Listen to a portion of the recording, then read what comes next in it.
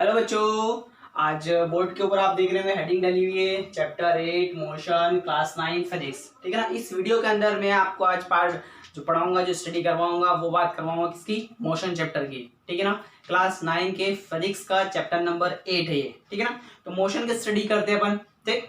अब मोशन जो वर्ड, इससे हमें कुछ चीज समझ में आती है कि मोशन का मतलब क्या होता है। किसी भी चीज का घूमना या अपनी पोजिशन को क्या करना, चेंज करना, एक पोजीशन से कहा जाना, दूसरी पोजीशन तक जाना। जैसे हम बात करते हैं, कई बार आपने सुना होगा कि अर्थ अर्थ अपने एक्सिस पे घूम रही है, मून अपने एक्सिस पे घूम रहा है, मून अर्थ के अराउंड भी घूम रहा है, हमारा जो अर्थ है वो सन के अराउंड घूम रहा है। ठीक है ना। तो इस टाइप से आपने पढ़ा होगा। या फिर मैं ये बात करूं कि जैसे मैं यहाँ पर खड़ा हूं, यहाँ से मैं कुछ पॉइंट्स चलकर यहाँ आ जाता हूँ, तो मेरा क्या हुआ, मोशन हुआ। अगर मैं बात करूं कैमरे के रेस्पेक्ट में, तो कैमरे के रेस्पेक्ट में पहले मैं यहाँ था और यहाँ से कहाँ गया, यहाँ आ गया। ठीक है ना। मतलब मेरी पोजीशन क्या हो रही है बेटा, यहाँ से यहाँ तक क्या हो रही, चेंज हो रही है। क्या हो रही है, पोजीशन चेंज हो रही है। तो मोशन के इन्हीं सारे चेंजेस जो आते हैं, किसके रेस्पेक्ट में चेंज हो रहा है, वो चेंज क्यों हो रहा है, डिस्टेंस क्या होता है, डिस्प्लेसमेंट क्या होता है, इन सारी बातों को हम यहाँ पर पढ़ेंगे। ठीक है ना। तो सबसे पहले हम स्टार्टिंग करते हैं मोशन से। तो मोशन का जो मीनिंग होता है वो होता है मूवमेंट। क्या होता है, मूवमेंट। तो फर्स्ट पॉइंट आप डालिए, मोशन मीन्स मूवमेंट। ठीक है ना। किसी भी ऑब्जेक्ट का मूवमेंट होना। ठीक है। अब यहां पर क्या हो गया, मूवमेंट की हमने बात कर ली। अब आप बात करते हैं इसके डेफिनेशन के बारे में। डेफिनेशन के पहले मैं इसको थोड़ा डायग्रामेटिक समझा देता हूं। जैसे मान लीजिए हमारे पास कोई एक ऐसा प्लेटफॉर्म है। ठीक है ना। यहाँ पर एक प्लेटफॉर्म मैंने मान लिया ऐसा, यहाँ पर एक पर्सन ए है, पहले ये पर्सन है, ये कुछ डिस्टेंस, कुछ कदम चलकर यहाँ से ये डिस्टेंस में ट्रेवल करा, डी हमें कोई पॉइंट मान लिया कि यहाँ से यहाँ तक की जो डिस्टेंस है वो कितनी है, डी है। वो यहाँ से बेटा कहाँ आ गया, यहाँ पर आ गया। ठीक है ना।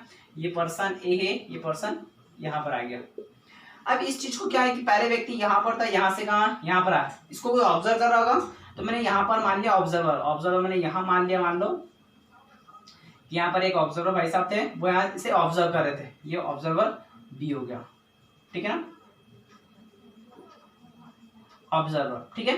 तो हो क्या रहा बेटा कि यहाँ पर इस ऑब्जर्वर के रेस्पेक्ट में, ये ऑब्जर्वर इसको देख रहा है यहाँ से लेके यहाँ तक कि ये जो व्यक्ति है पहले यहाँ था, यहाँ से चलकर यहाँ पर आया, मतलब इसके अकॉर्डिंग ये मोशन, ये ऑब्जेक्ट को क्या कर रहा है, मूवमेंट कर रहा है, क्योंकि उसकी पोजीशन क्या हो रही, चेंज हो रही है। ठीक है ना। तो यहाँ पर क्या होता है, मोशन का मीन्स मूवमेंट करना, और वो भी कब, जब इसको कोई ऑब्जर्व करेगा। ठीक है ना।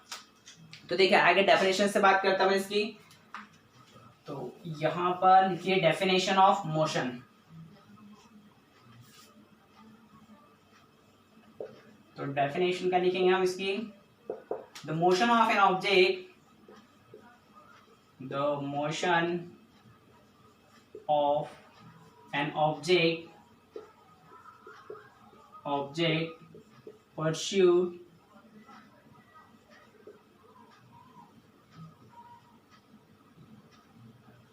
pursued by change its position। क्या गौरी, इसकी पोजीशन हम चेंज कर सकते, pursued by change its position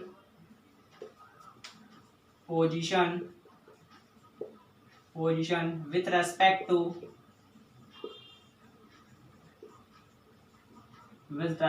to another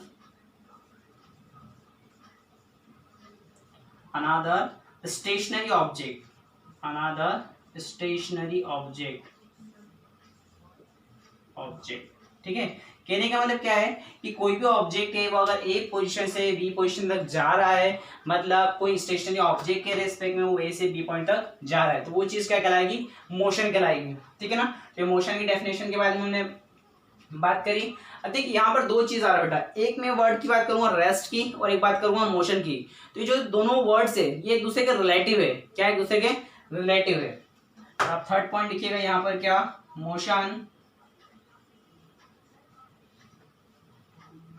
motion and rest are relative term.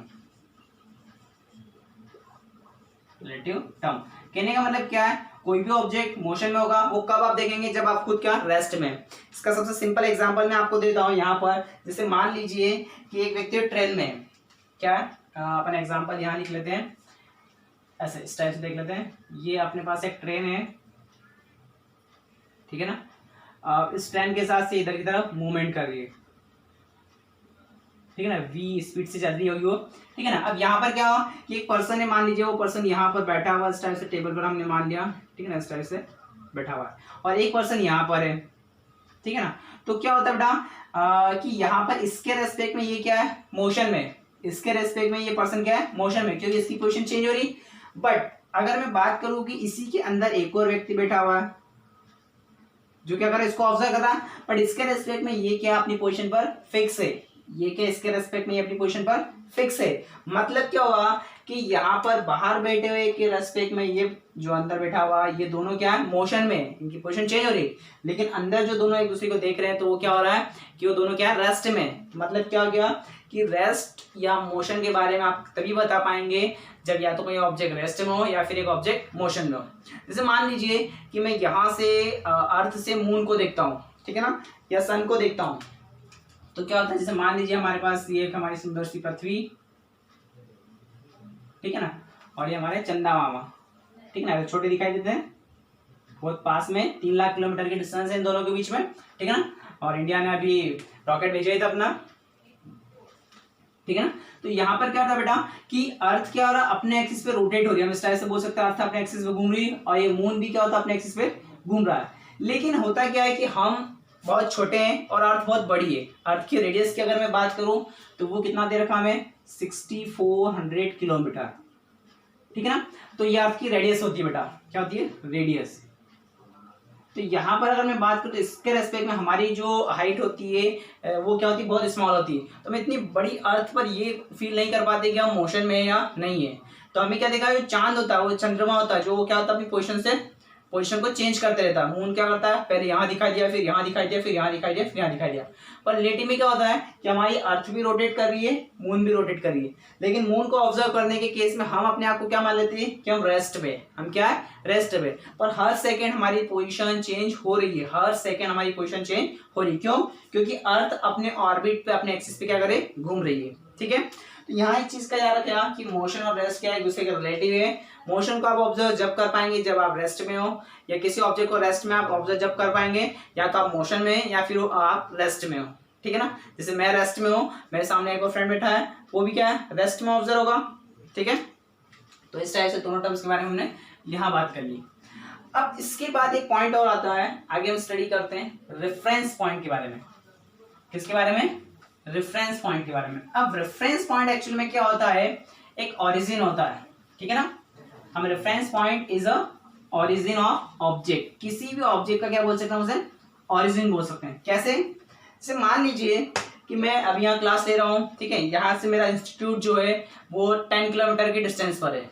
तो मैंने यहाँ से बात करी, मेरे इस जहाँ रिकॉर्डिंग रूम में यहाँ से मैं बात कर रहा हूँ कि 10 किलोमीटर की डिस्टेंस पर है। तो ये क्या हो गया, ओरिजिन पॉइंट हो गया। एक टाइप से ये भी बोल सकते हैं कि जहां से स्टार्टिंग पॉइंट होता है वही कहलाता है हमारे पास क्या, रेफरेंस पॉइंट बोल सकते हैं, ठीक है ना। तो रेफरेंस पॉइंट को हम क्या लिख सकते हैं, रेफरेंस पॉइंट इज कॉल्ड, नीचे याद रखिएगा रेफरेंस पॉइंट, इसे लिख लीजिए, reference point is called origin. Reference point क्या कहलाएगा, ओरिजिन से। जैसे मैं इंदौर में रहता हूँ तो यहाँ पर क्या होता है कि रेलवे स्टेशन से अगर मेरे घर की डिस्टेंस बताऊँ, रेलवे स्टेशन से अगर मेरे क्लास की डिस्टेंस बताऊँ, रेलवे स्टेशन से स्कूल की डिस्टेंस बताऊँ, तो हमने क्या करा, एक पोजीशन को फिक्स कर लिया, किसको, रेलवे स्टेशन को। तो कहने का मतलब क्या है कि इसे मान लीजिए मैं कोऑर्डिनेट सिस्टम ऐसा ले लेता हूँ कि ये हमारा ओरिजिन पॉइंट हो गया। तो इस ओरिजिन पॉइंट को मैं क्या कहूँगा, रेफरेंस पॉइंट कहूँगा। अभी मैं जो रेफरेंस पॉइंट बात कर रहा हूँ ये रेस्ट में है, ठीक है ना। जब हम थोड़ा और हाई लेवल पे पहुंचेंगे तो रेफरेंस पॉइंट भी मूव कंडीशन में आ सकता है, ठीक है। मतलब आपका रेफरेंस जो है वो भी क्या कर रहा है, मूव कर रहा है, ठीक है। तो यहाँ पर मैंने इसको मान लिया एक्स एक्सिस, इसको मैंने कंसिडर कर लिया कि बेटा वाई एक्सिस मान लिया, और इसके रेस्पेक्ट में मान लीजिए कि मैं यहाँ पर हूँ, कहाँ पर हूँ, यहाँ पर हूँ, ये ओ पॉइंट है और ये पॉइंट है, डिस्टेंस मैंने मान लीजिए 10 किलोमीटर। तो ये जो पॉइंट कहलाता है this is known as a reference point. तो रेफरेंस पॉइंट एक टाइप से क्या होगा, हमारा ओरिजिन होगा, जहां से पर्सन चलना या मूवमेंट करना क्या होता है, स्टार्ट होता है, ठीक है ना। तो यहाँ पर हमने बात करी रेफरेंस पॉइंट के बारे में, ठीक है। डायग्राम नोट करना। इसके बाद हम आते हैं डिस्टेंस और डिस्प्लेसमेंट में। पर डिस्टेंस और डिस्प्लेसमेंट पढ़ाने के पहले मैं आपको क्वांटिटीज के बारे में थोड़ा आइडिया दूंगा। क्वांटिटीज का मतलब यहाँ पर दो टर्म्स में जोड़ूंगा, एक स्केलर होती है और एक वेक्टर होती है। इन दोनों टर्म्स आपको इसके अंदर कहीं जगह मिलेगी, तो मैं पहले उनके बारे में आपको समझाऊंगा, ठीक है। फिर आएंगे हम अपने मेन टॉपिक के ऊपर। ये आप यहाँ भी याद रखिएगा, आप फर्दर 11th में भी अब जाएंगे तो आपको दोनों चीज पहले मिलेगी। तो यहाँ पर मैं दो चीज की बात करूंगा, एक बात करूंगा स्केलर क्वांटिटी, स्केलर क्वांटिटी, ठीक है ना, और एक हम बात करेंगे वेक्टर क्वांटिटी, तो यहाँ हम लिख लेंगे, ठीक है। तो स्केलर क्वांटिटी का मतलब क्या होता है कि ऐसा ऑब्जेक्ट जिसका क्या हो रहा है मैग्नीट्यूड हो, उसका कोई डायरेक्शन नहीं हो, ठीक है ना, या फिर ऐसी क्वांटिटी जिसके पास ओनली मैग्नीट्यूड हो, कोई डायरेक्शन नहीं हो। सबसे सिंपल एग्जांपल मैं आपको देता हूँ, टाइम। टाइम कभी भी हम बताते हैं ऐसा नहीं होता है कि उत्तर दिशा नॉर्थ डायरेक्शन में आपके 2 बज रहे हैं, या ईस्ट डायरेक्शन में 2 बज रहे हैं, वेस्ट डायरेक्शन में 3 बज रहे हैं, ठीक है ना, या साउथ डायरेक्शन में 7 बज रहे हैं। इस टाइप से हम टाइम कभी नहीं बताते। हम नॉर्मली बताएंगे कि घड़ी में टाइम 2 हो रहा है, 3 हो रहा है, 4 हो रहा है, पर उसके पास क्या ओनली मैग्नीट्यूड है, वहां पर हम डायरेक्शंस की बात नहीं करते हैं। तो डेफिनेशन में हम क्या लिखेंगे बेटा, डेफिनेशन में हम लिख सकते हैं कि दोज क्वांटिटीज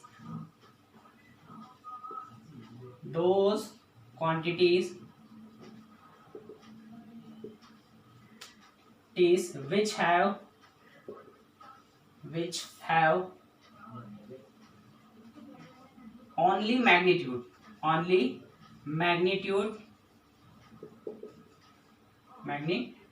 not direction। उनके पास क्या ओनली मैग्नीट्यूड नॉट डायरेक्शन, ठीक है ना, यस है।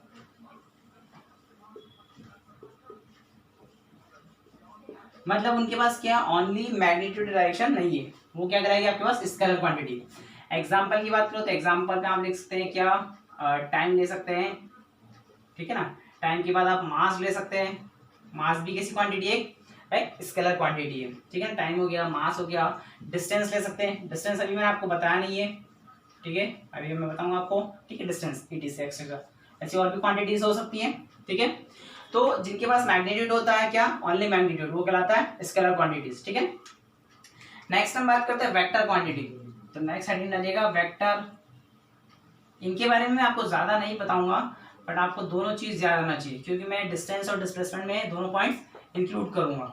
तो यहाँ पर क्या हो जाएगा बेटा, which quantities those have magnitude and direction, ठीक है ना। तो दोज क्वांटिटीज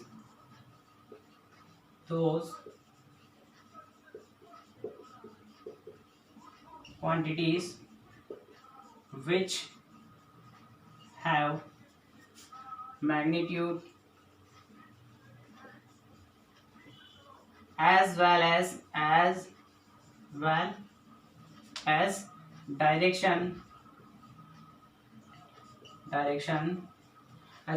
direction known या are called non vector quantity।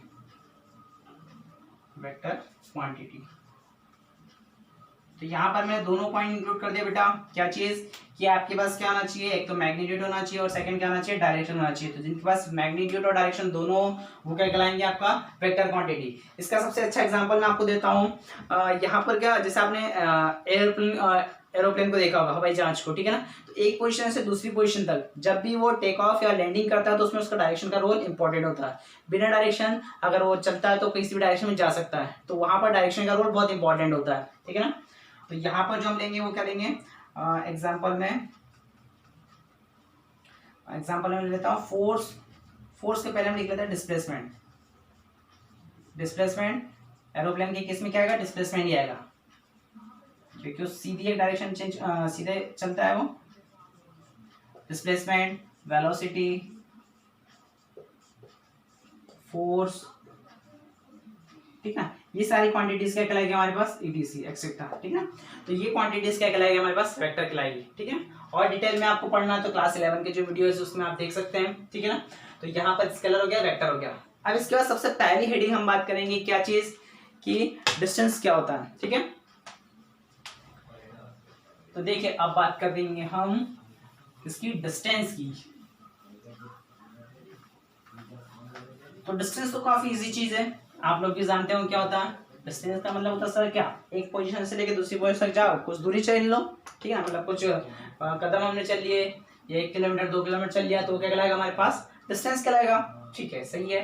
देखिए डिस्टेंस की बात करता हूँ यहाँ पर मैं, तो डिस्टेंस का मतलब क्या होता है बेटा, the actual path travel by the particle, the actual path travelled by particle, particle are called distance, ठीक है ना। तो पार्टिकल के द्वारा जो एक्चुअल पाथ ट्रेवल किया जाता है वो क्या कहलाता है, डिस्टेंस कहलाता है। ग्राफिकली अगर मैं आपको डायग्राम की बात करूं, तो जैसे मान लीजिए एक ऑब्जेक्ट यहाँ पर है, वो यहाँ से कुछ इस तरह से यहाँ पहुंच गया, ये पोजीशन उसकी ए है, ये पोजीशन उसकी बी है, इस वाले ट्रैक के ऊपर वो चले गया। मैं डायरेक्शन यहाँ बनाना नहीं चाहता हूँ, पर इसका मतलब क्या है कि जो पर्सन है वो यहाँ से ऐसा जा रहा है, it is not a direction. पर ये एरो का मतलब क्या, मैं समझाया कि व्यक्ति यहाँ से ऐसे घूमकर जा रहा है। अब यहाँ पे देखिए यहाँ इसकी चेंज हो रही है, वो एक फिक्स डायरेक्शन नहीं है, ठीक है ना। तो यहाँ पर व्यक्ति क्या हो रहा है, ये जो ट्रेवल करेगा वो कहलाएगी डिस्टेंस। आप एरो से कंफ्यूज है इसलिए मैं इसको हटा भी देता हूँ। तो ए से वो कहाँ जा रहा है, बी पर जा रहा है, ठीक है ना, तो वो क्या कहलाएगा, डिस्टेंस कहलाएगा। मतलब इसकी डिस्टेंस कितनी हो जाएगी, अगर मैं डिस्टेंस लिखना चाहूँ तो हो जाएगा ए बी, ठीक है। कुछ इंपॉर्टेंट बात डिस्टेंस के बारे में करते हैं हम यहाँ पर, ठीक है ना। तो पहली चीज डिस्टेंस की यूनिट, तो यूनिट का मतलब हम इसको किसमें मेजर करते हैं, तो डिस्टेंस को हम मेजर करते हैं। सबसे छोटी यूनिट की बात करूं तो मिलीमीटर हो सकता है, सेंटीमीटर हो सकता है, ठीक है ना, इंच में भी कई बार यूज किया जाता है, ठीक है ना। जैसे आपकी हाइट मापी जाती है तो 1 फीट, या फीट में बात करें फीट में भी ले सकते हैं। तो इन छोटी छोटी क्वांटिटीज के अंदर मैं नहीं जाऊंगा, ठीक है ना। तो हम यहाँ पर जो बात करेंगे वहां से स्टार्ट करते हैं। तो यूनिट ऑफ डिस्टेंस, डिस्टेंस की यूनिट क्या आ जाएगी बेटा, मीटर। यहाँ पर हम किसमें मेजर करेंगे इसको, मीटर में। मीटर को नॉर्मली मैं लिखूंगा एम, ठीक है ना। लॉन्ग डिस्टेंस अगर होती है तो इसकी अनदर यूनिट्स क्या हो सकती है, अदर यूनिट्स किलोमीटर हो सकती है, ठीक है ना।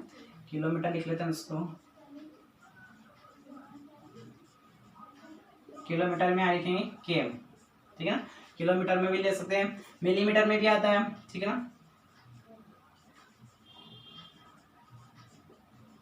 मिलीमीटर यहाँ पर जाएगा एमएम।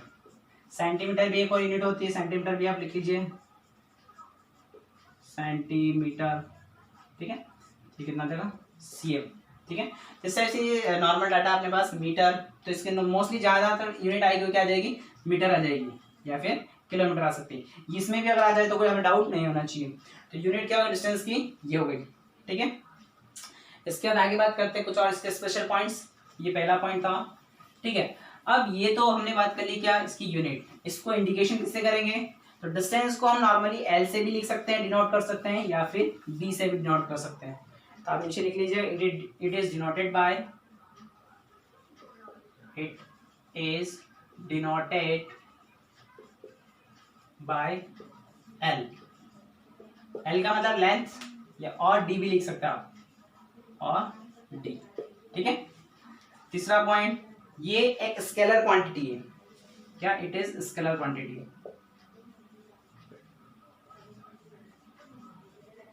स्केलर क्वांटिटी, ठीक है।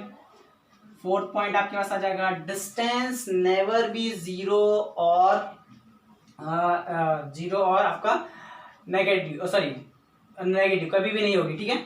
मतलब अगर कोई ऑब्जेक्ट ट्रेवल कर रहा है, क्या कर रहा है, ट्रेवल कंडीशन में बात कर रहा हूँ, ठीक है ना, तो डिस्टेंस हमेशा क्या होगी, पॉजिटिव होगी, कभी भी जीरो। जीरो का मतलब क्या होता है बेटा, कि अगर ऑब्जेक्ट जैसे मान लीजिए मैं रेस्ट पे हूँ तो इस कंडीशन में जीरो हो सकता है, पर मैं यहाँ क्या कर रहा हूँ, ट्रेवलिंग ऑब्जेक्ट की बात कर रहा हूँ। ट्रेवलिंग ऑब्जेक्ट है तो उसकी कभी भी डिस्टेंस जीरो नहीं होगी। इस पॉइंट को हम थोड़ा अच्छे से स्पेसिफाई कर लेते हैं यहाँ पर, ठीक है। तो मैं आपको यहाँ से अच्छे से स्पेसिफाई करके देता हूँ।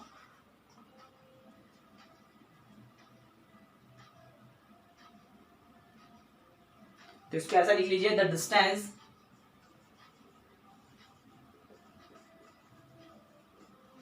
Travelled by an object never travel by an object never be zero और नेगेटिव। ठीक है ना। देखिए एक बात तो मैं समझाता हूँ, ऐसा नहीं है कि आप बोले कि सर डिस्टेंस जीरो भी हो सकता है, बिल्कुल हो सकता है, पर यहाँ पर बेटा मैं पॉइंट इंडिकेट कर ट्रेवल कंडीशन में वो ए पॉइंट से लेके बी पॉइंट तक गया है, तब उसकी जीरो नहीं हो सकती। मान लीजिए कि कोई ऑब्जेक्ट है, जैसे मान लीजिए कि मैं यहाँ खड़ा हूँ, मैं 1 आवर 2 आवर 3 आवर्स 10 आवर्स के लिए अगर यहीं खड़े रहूंगा बैठे रहूंगा तो मैं तो कोई डिस्टेंस चला ही नहीं ना, उस केस में वो जीरो हो सकती है। आप इसको ऐसे लिख सकते हैं कि एल, या इसको लिख लेते small d is greater than equal to zero. इससे आपको एक पॉइंट क्या समझ में आ जाएगा कि रेस्ट में तो डिस्टेंस जीरो, एट रेस्ट मतलब डी इक्वल टू कितना जीरो। अनदर बिना विदाउट रेस्ट ट्रेवलिंग कंडीशन में always D greater than zero होगा। ठीक है ना, इन ट्रेवलिंग कंडीशन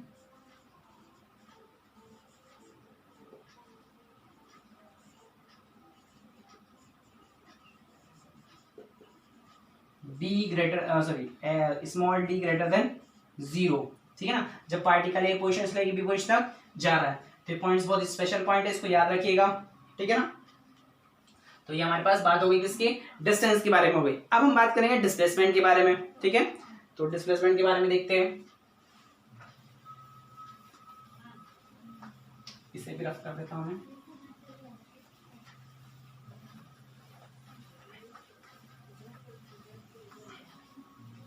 अब देखिए डिस्प्लेसमेंट का मतलब क्या होता है, कई बार आपको ऐसा कहा जाता है कि the shortest distance between two points. तो ये डिस्टेंस, ये डेफिनेशन सही है, बट मैग्नीट्यूड में दो पॉइंट के बीच की बहुत स्मॉलेस्ट डिस्टेंस मैग्नीट्यूड में डिस्प्लेसमेंट कहलाती है। बट एक्चुअली में डिस्प्लेसमेंट को जानने के लिए हमें डायरेक्शन का होना जरूरी है। पर क्लास 9 के स्टैंडर्ड में मैं आपको मैग्नीट्यूड के बारे में बताऊंगा, बट डायरेक्शंस का ज्यादा हम रोल नहीं लेंगे। ठीक है ना, जैसे आप 11th में आएंगे तो 11th में आप पढ़ेंगे तो वहाँ बिना डायरेक्शन के, बिना वेक्टर स्केलर के कोई पॉसिबल नहीं होगा, वहां पर उसकी बात ज्यादा होगी। ठीक है ना, तो यहाँ पर अगली हेडिंग डाल लीजिए डिस्प्लेसमेंट। ठीक है ना, तो इसका मतलब क्या होता है, the shortest distance in magnitude में एक पॉइंट इंक्लूड करा, in magnitude.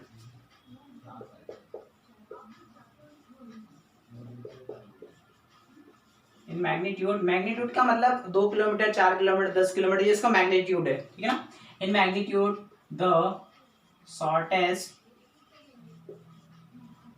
Distance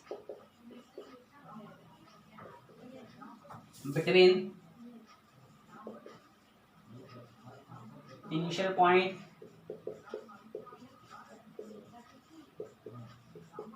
and final point.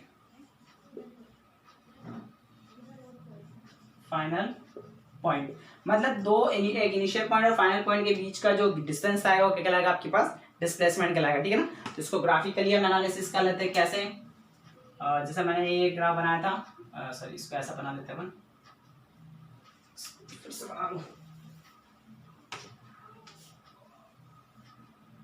ये पॉइंट इसका ए था और ये पॉइंट इसका बी था, ऊपर वाला डिस्टेंस था, इसके लिए डिस्प्लेसमेंट के लिए मैं मारा ये, क्योंकि देखिए ए से या तो पर्सन ऐसा चल के जाए तो वो डिस्टेंस में आ जाएगा, लेकिन अगर वो स्ट्रेट आ रहा है, वो क्या आ रहा है, स्ट्रेट आ रहा है, तो क्या कहलाएगा, डिस्प्लेसमेंट, क्योंकि शॉर्टेड डिस्टेंस तो यही है हमारे पास। ठीक है, तो यहाँ पर ये चीज क्या हो जाएगी हमारे पास, डिस्प्लेसमेंट। ठीक है ना, तो इसे मैं बोल देता हूँ डिस्प्लेसमेंट। ठीक है ना, ये बात ध्यान रखिएगा। फिर इसको भी it is denoted by L या डी के बराबर इंडिकेट कर सकते हैं। ठीक है ना, it is denoted by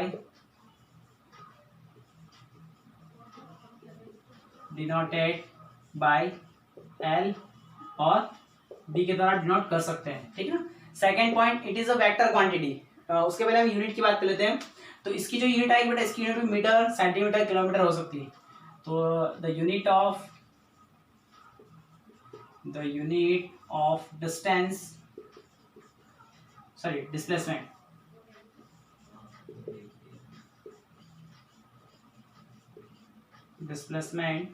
are metre. ठीक है ना, सेंटीमीटर, मिलीमीटर भी ले सकते हैं या फिर किलोमीटर, ठीक है ना। तो इसमें से कुछ भी आ सकता है। थर्ड पॉइंट है बेटा कि जो डिस्प्लेसमेंट है वो हमारे पास कैसी क्वांटिटी है, वेक्टर क्वांटिटी। तो displace it is vector quantity, vector quantity, ठीक है ना। फोर्थ पॉइंट है बेटा क्या कि क्या ये नेगेटिव जीरो हो सकता है, हाँ ये नेगेटिव भी हो सकता है, जीरो भी हो सकता है, positive. Displacement are possible, sorry negative ऐसा लिख लेते हैं, ऐसे लिख लो, डिस्प्लेसमेंट आर नेगेटिव, जीरो और पॉजिटिव पॉसिबल। मतलब क्या है इसका कि डिस्प्लेसमेंट जो है वो जीरो भी हो सकता है, नेगेटिव भी हो सकता है और पॉजिटिव भी हो सकता है, ठीक है ना। क्यों ऐसा, क्योंकि इसको डायरेक्शन का रोल जरूरी है। तो डायरेक्शन के हिसाब से नेगेटिव हो सकता है, पॉजिटिव हो सकता है और जीरो भी हो सकता है। तो ये हमने बेसिक स्टडी कर ली, इसके डिस्टेंस और डिस्प्लेसमेंट के बारे में आपको समझा दिया। अब हम बात करेंगे इससे रिलेटेड न्यूमेरिकल्स की, किसमें न्यूमेरिकल्स कैसे बनते हैं, कैसे हम डिस्टेंस निकालेंगे, कैसे हम डिस्प्लेसमेंट निकालेंगे, ठीक है ना। वो हम बात करते हैं, इसे नोट करिए, ठीक है।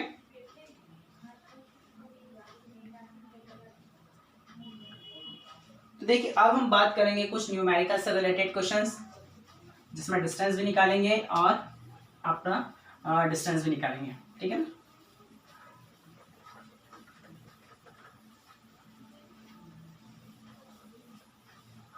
देखिए क्वेश्चन नंबर 1 की मैं बात करता हूँ। क्वेश्चन नंबर 1 मैंने ले लिया क्या, इससे रिलेटेड एग्जांपल्स की बात करेंगे। एक्सीलेंट, क्वेश्चन नंबर 1, जैसे मान लीजिए कि मैंने आपको इस टाइप से कोई एक्सिस दे रखा कोऑर्डिनेट सिस्टम में, ठीक है। इस टाइप से ये ओरिजिन पॉइंट है, ये मैंने बोल दिया ए पॉइंट, और यहाँ पर हमने ले लिया क्या, बी पॉइंट, ठीक है ना। अब कोई ऑब्जेक्ट है, वो ऑब्जेक्ट पहले कहाँ पर, ए पोजीशन पे है। यहाँ पर मैंने ये बना लिया, ऑब्जेक्ट की जगह हम पर्सन ले लेते हैं, सॉरी एक व्यक्ति है, वो कहाँ पर है, ए पोजीशन पर है, ठीक है ना। ये ओ पोजीशन पर है, वो यहाँ से इस डायरेक्शन में कितना चलता है, 20 मीटर। कितना चलता है, 20 मीटर। क्वेश्चन में क्या है, जो person travelling 20 metre distance from O to A and he return from A to O again 20 metre. मतलब फिर ए पर पहुंचता है, ए के बाद फिर कहाँ आता है, ओ पर आता है, and then after he go backward O to B. हम इसको लिख सकते हैं, क्वेश्चन लिख देता हूं मैं, अ पर्सन, ठीक है ना, travel 20 metre in 20 metre in O A direction in O to A, ऐसा लिख लो, O to A and after return A to O, then तथा देन आफ्टर गो, ऐसे लिख लो, goes to O to B, then find distance and displacement, ठीक है ना। तो हमें क्या दे रखा है कि जो व्यक्ति है वो ओ से ए तक जाता है, ए से ओ तक रिटर्न आता है, और ओ से बी तक, ये डिस्टेंस भी मैं आपको देता हूँ कितना, 30 मीटर।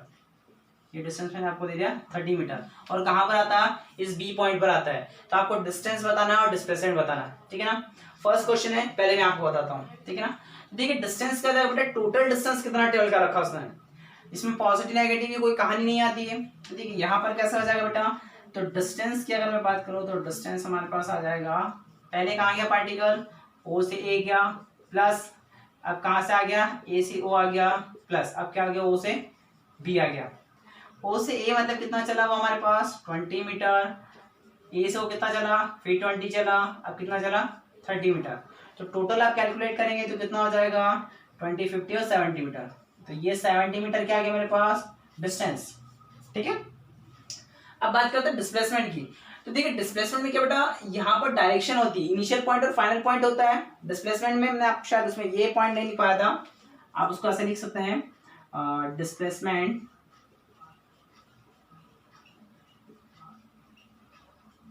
वहां पर आप लिख सकते हैं x final minus x initial, इस पे सिंबल बना लेना। ये जो सिंबल होता है वेक्टर का होता है, ठीक है ना। अभी यहाँ जरूरत भी नहीं है, पर आप इसको बना के रखें, ठीक है। X final minus x initial मतलब क्या है कि पार्टिकल ओ से कहाँ गया, ए पर गया, ठीक है।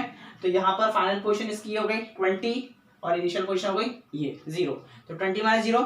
अब पार्टिकल यहाँ से वापिस अपनी इनिशियल पोजीशन पे आ गया, जहां से स्टार्ट किया था वापिस से वहीं आ गया, मतलब इनिशियल भी उसकी वही हो गई और फाइनल पोजीशन उसकी हो गई वही हो गई। तो उस केस में यहाँ पर जो डिस्प्लेसमेंट आएगा यहाँ से यहाँ तक आने में कितना हो जाएगा, 0। कितना हो जाएगा, 0। अब पार्टिकल कहाँ चल रहा है, ओ से बी चल रहा है, कहाँ चल रहा है, ओ से बी। तो ओ से बी तक चलने में कितना चल रहा है, 30 मीटर। कितना चल रहा है, 30 मीटर। तो डिस्प्लेसमेंट हमारे पास कितना आ जाएगा, अच्छा यहाँ पर डिस्प्लेसमेंट जो लिखूंगा माइनस का 30 लिखूंगा, कितना, माइनस का 30। माइनस का क्यों बेटा, ये ओरिजिन पॉइंट है, ये इसकी पॉजिटिव एक्सिस है, पॉजिटिव एक्स एक्सिस, और ये इसका होता है नेगेटिव एक्स एक्सिस। तो वो देखिए ओरिजिन के लेफ्ट हैंड साइड चल रहा है, मतलब यहाँ से हम क्या मानते हैं, नेगेटिव। तो ये कितना हो जाएगा, माइनस का 30 आ जाएगा, 30 मीटर। तो आपको क्वेश्चन समझ में आया होगा, ठीक है ना। तो पहले कितना डिस्टेंस आ गया इसका 70 मीटर और डिस्प्लेसमेंट आ गया माइनस का 30। यहाँ से स्टार्ट किया, यहाँ पे गया, वापस यहीं पे आ गया, तो डिस्प्लेसमेंट कितना हो गया, 0। अब यहाँ से किधर चल रहा है, नेगेटिव साइड चल रहा है, मतलब माइनस एक्स में जा रहा है ये, ठीक है। ये माइनस एक्स होता है, ऊपर वाला प्लस का वाई होता है, नीचे वाला माइनस का वाई होता है, ठीक है। तो इस टाइप से कितना गया, माइनस का 30। एक और क्वेश्चन हम लेते हैं, ठीक है ना। देखिए नेक्स्ट क्वेश्चन की बात करता हूं, question number 2।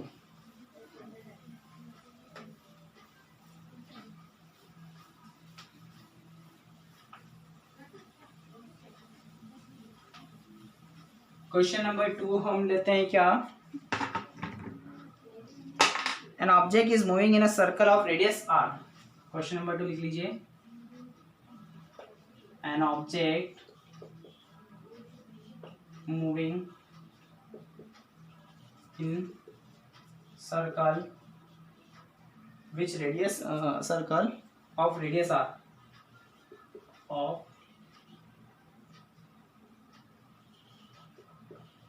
radius small r. Calculate the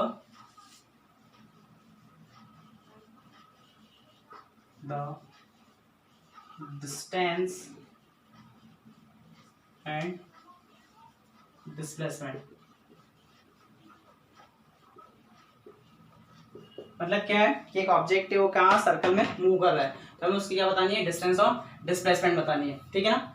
तो हमने क्या करा, सबसे पहले सॉल्यूशन में देख लेते हैं, इसमें खत्म हो गया सॉल्यूशन, इसमें तो है ना।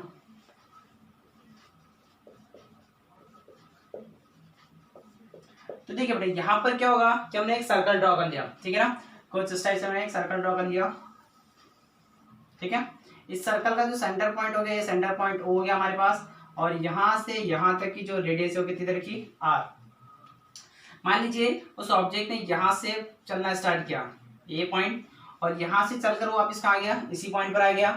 तो इस केस में इसका जो डिस्टेंस होता है वो मतलब क्या हो गया, इस पूरे सर्कल की फेरी इसने ट्रेवल करी होगी, या सर्कमफरेंस ट्रेवल करा होगा, कितना, या तो इसका सर्कमफरेंस ट्रेवल करा होगा, ठीक है ना। देखिए यहाँ इस मार्कर को, ठीक है।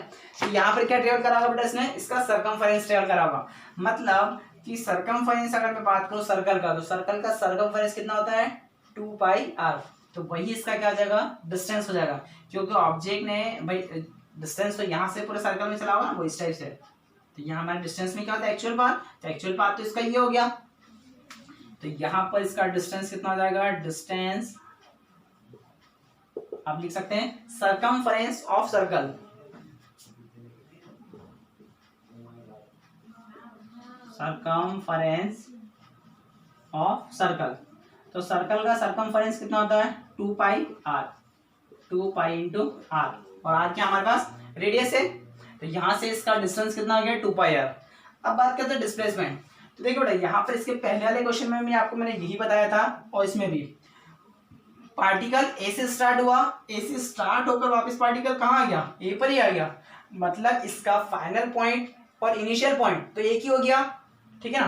तो मतलब डिस्प्लेसमेंट कितना हो जाएगा, 0, फाइनल पॉइंट भी वही है और इनिशियल पॉइंट भी क्या है, वही है, तो डिस्प्लेसमेंट कितना आ जाएगा, 0। Displacement equal to 0। यहाँ पे आप लिख सकते हैं रीजन इसका, तो रीजन क्या होता है, रीजन में क्या लिखेंगे, because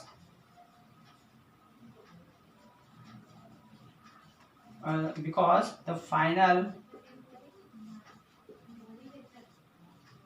and initial point of object is same, ठीक है। तो the difference between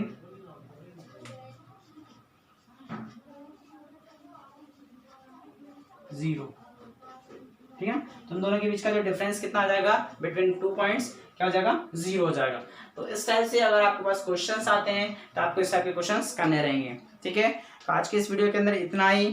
फिर इसके बाद और अगला जो इंस्ट्रक्शन रहेगा उसके अंदर हम वेलोसिटी और स्पीड की बात करेंगे, ठीक है ना। कोई भी डाउट आया, कैसा भी डाउट आता है तो नीचे कमेंट बॉक्स में आप लिख सकते हैं, ठीक है। Thank you.